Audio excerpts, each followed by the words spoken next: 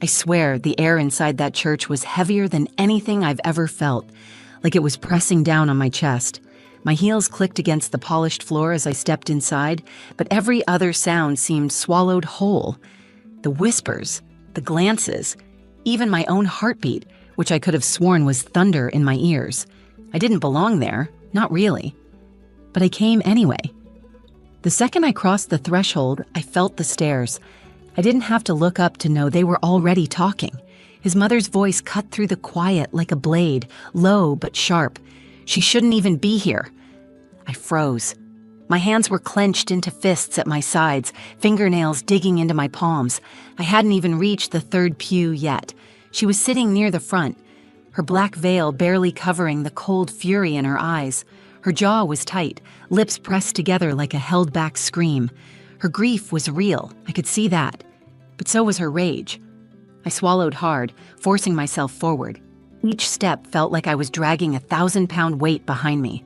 My legs wanted to turn and walk out, but something deeper, maybe guilt, maybe something worse, kept me going.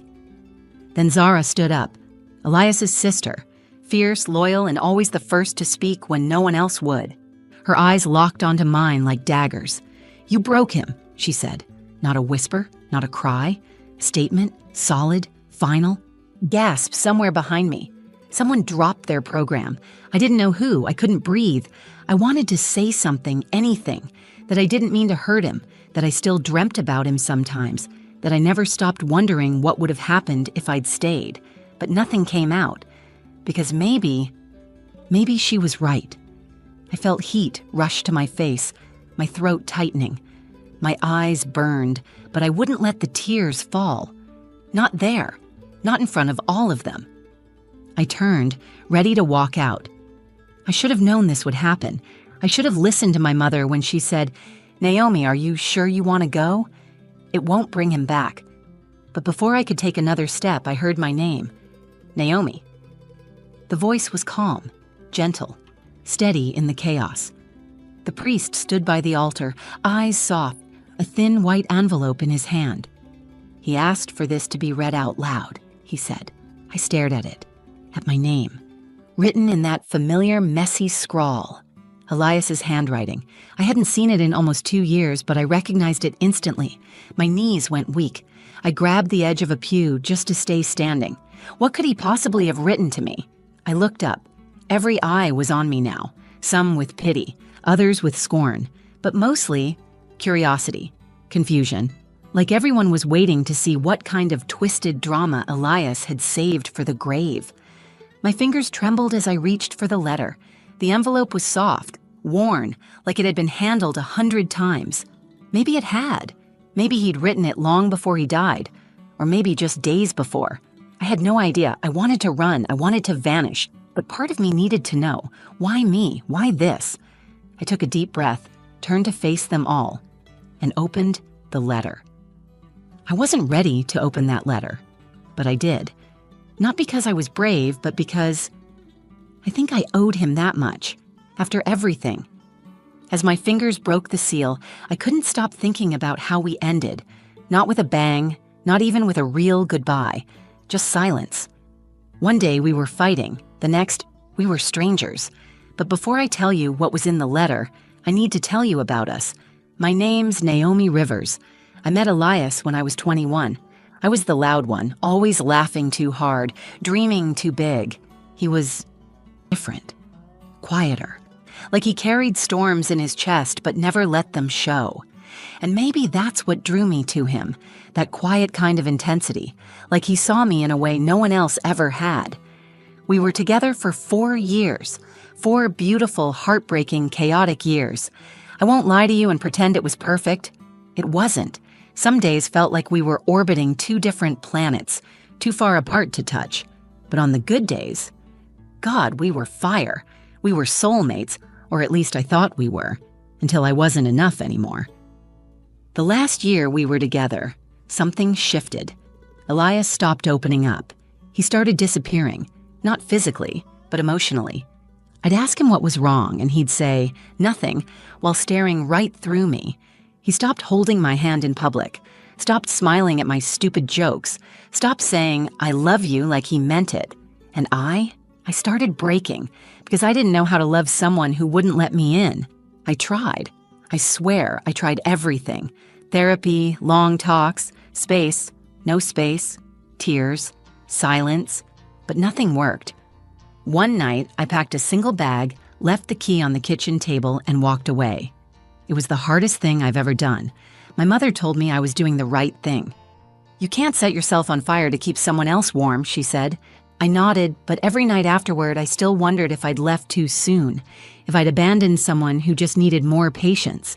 That was 2 years ago. I hadn't seen Elias since the night I walked out, not even once. And then, last week, I got a call from Zara. Her voice was cracked and cold. She didn't say, "Hello," didn't say, "How are you?" Just, "Elias is gone. The funeral's Friday. Don't come." But I did. Not for them. For him. Because part of me still loved the boy I met at 21, still dreamed of the version of us that could have made it. And I thought, maybe showing up was the only way to let go. I wasn't expecting kindness.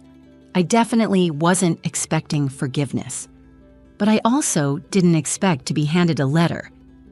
His letter, in front of everyone who blamed me. As I held it, that same voice inside me whispered all the things I'd buried. What if he hated me?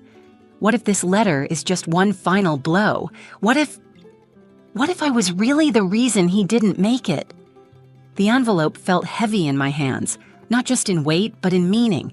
I could feel Zara's eyes burning holes into my skin. I could hear his mother whispering something under her breath. The priest stepped back, leaving me alone with it. Alone with him, one last time, and I hadn't even started reading yet.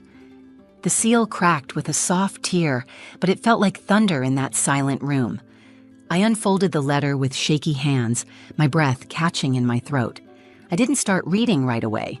I just stared at the first line.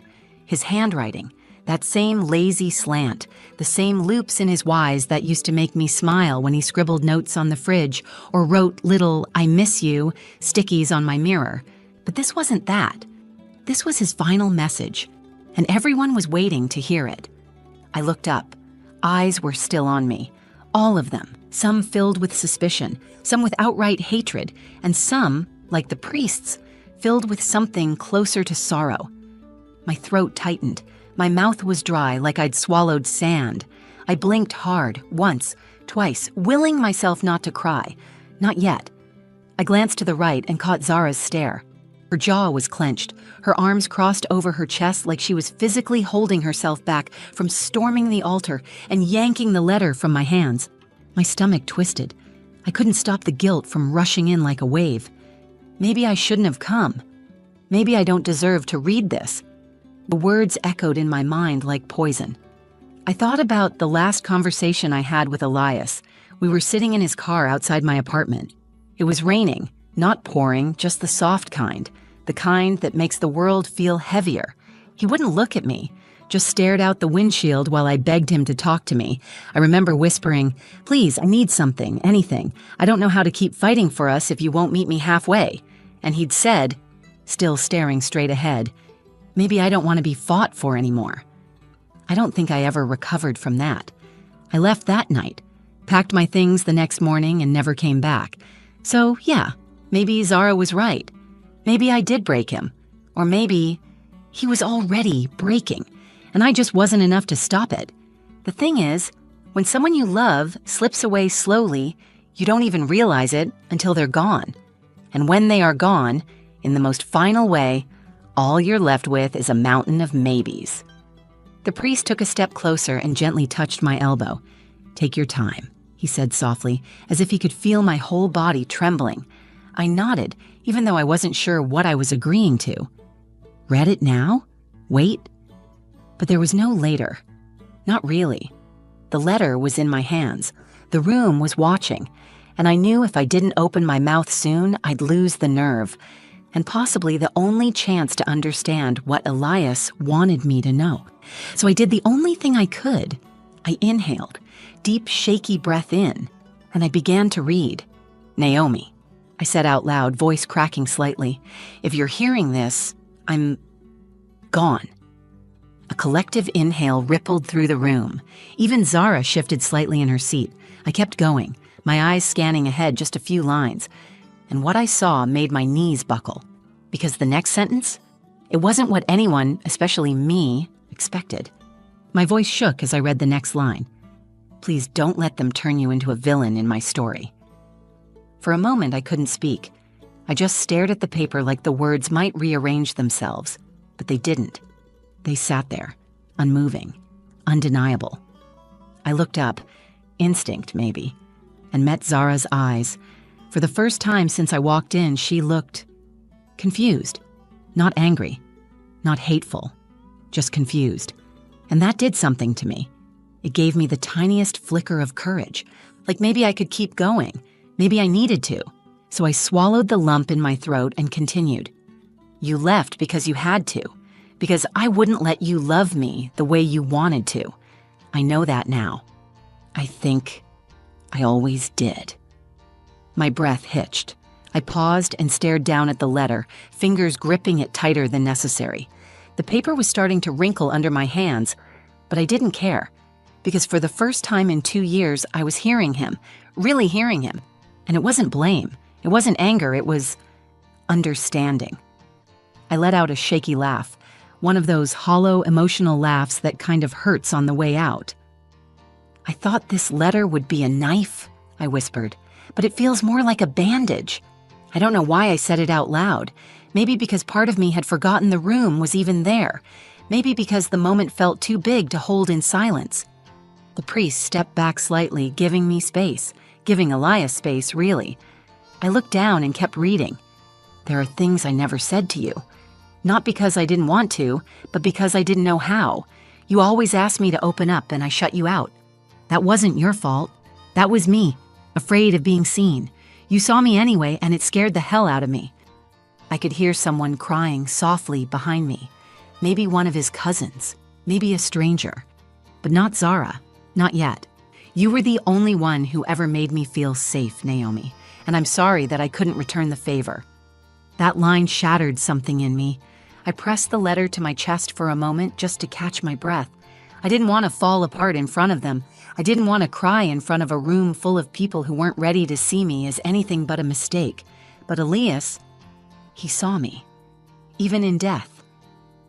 I glanced at his mother, still stone-faced, but her shoulders had dropped slightly. Her hands weren't clenched anymore. I took a step closer to the front, my voice a little stronger now. I don't want you to carry my darkness like it's yours. That's why I left this letter, so you'd know the truth. You didn't break me, Naomi. I was already broken. And that was it. That was the line that changed the room. Zara blinked hard and looked away. The priest exhaled slowly. Even the silence changed, less brittle, more stunned. I folded the letter, my hands finally steady. The choice to come here felt right now. Not easy, not painless, but right. And as I turned to face the people who once thought I didn't deserve to be there, I realized something. Elias hadn't written the letter for closure. He wrote it for forgiveness. Mine. I stood there for a few seconds after I finished reading, unsure of what to do next. The paper in my hands felt warm now, like it had absorbed everything. The tremble in my voice, the heat of the moment, the silence that followed. No one spoke, not even the priest. It was the kind of quiet that didn't feel empty. It felt full, like the room had collectively exhaled, a breath it didn't know it was holding. I looked around slowly. Faces that once held judgment now looked uncertain. Some were tear-streaked. Others avoided my gaze completely, ashamed maybe that they'd been so quick to believe the worst of me. But it was Zara I looked for. And when I found her, she wasn't sitting anymore. She was standing at the edge of her pew, eyes red but dry. Her arms had dropped to her sides, fingers twitching like she wanted to say something but didn't know how. We stared at each other for a long time, and then she whispered, just loud enough for the front rows to hear, "Why didn't he say any of that to us?" It broke something in her voice and in me. I didn't know how to answer. I wasn't sure there was an answer. I'd asked myself that same question 100 times while we were together. Why don't you just talk to me? But Elias wasn't the kind of person who let his pain spill. He tucked it away like broken glass in a drawer, out of sight, but always cutting him from the inside. "I think he wanted to protect you," I said quietly. "All of you." Zara didn't respond. She just nodded once, like that was the only answer she needed. His mother, though, I don't know if she forgave me in that moment. Maybe she never will. But I caught her wiping her cheek with the edge of her black sleeve. Her eyes never met mine, but the hard line in her jaw softened. And that was enough.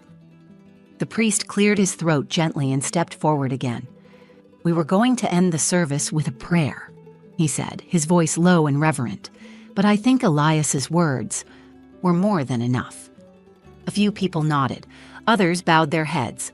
I just stood there, the letter still pressed against my heart, and let the moment sink into my skin. I thought walking into that church was the hardest thing I'd ever do. I thought hearing their anger would destroy me, and maybe it almost did. But standing there with Elias's words wrapped around me like armor, I didn't feel broken. I felt whole. For the first time in years, I wasn't weighed down by the what-ifs or the maybe I should-haves. I had the truth. I had his truth, and it changed everything. As people began to leave, some offered gentle nods in my direction. No one spoke, but their silence was different now. Not cold, not condemning, just quiet, respectful. I walked outside into the crisp afternoon air, the sky still gray but softening around the edges. The breeze swept through, catching my hair and the edge of the letter as I folded it back into the envelope. Zara followed me out. She didn't say anything at first, just stood beside me, arms crossed against the chill. Then finally, almost like it hurt to push the words out, and she said, I hated you." I didn't flinch. "I know. I don't anymore," she whispered. "I think I just didn't know the whole story." Neither of us smiled, but we understood each other now, and that was enough. I didn't go to the burial. Not because I didn't care, but because I'd said goodbye the way Elias needed me to, in front of everyone, through his own words. And honestly, I think that was his final gift to me. I stood outside the church for a long time after everyone had left. The street was quiet, the sky a soft, smoky gray like it couldn't decide whether to rain or clear up. I liked the in-between. It matched how I felt. Not broken, not healed, just in between. I sat on the edge of the stone steps and pulled the letter back out, smoothing the creases with my fingers. I didn't reread it right away. I just held it, let it sit in my hands like a heartbeat, warm and alive in a way he no longer was. I remember thinking, he couldn't say it when he was alive, but he still wanted me to know.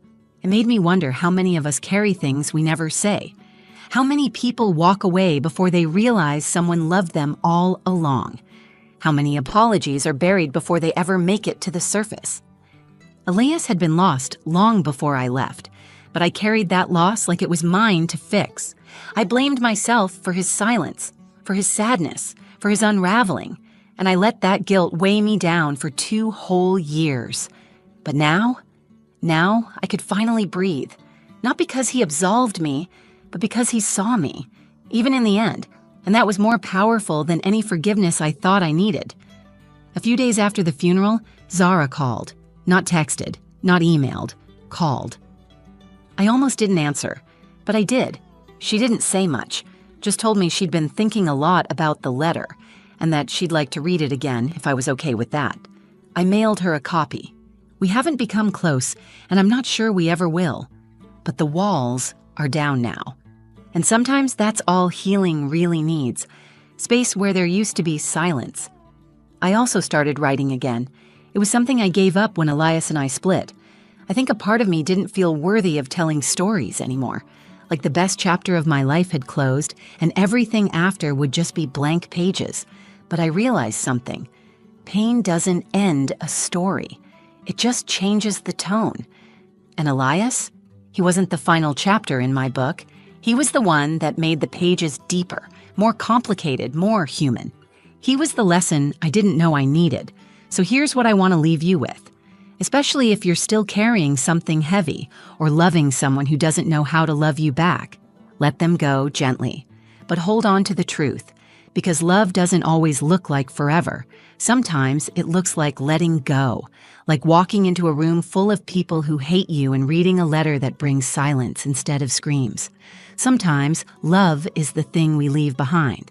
And sometimes it's what sets us free.